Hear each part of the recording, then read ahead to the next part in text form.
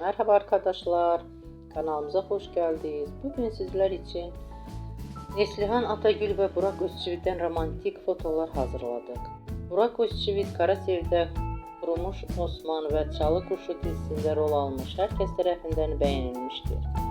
Biz de sizler için onların güzel paylaşımlarını hazırladık. Bu videoların devamlı gelmesini istiyorsanızsa kanalımıza abone olup yorum yazmayı unutmayın. Bizden bu kadar.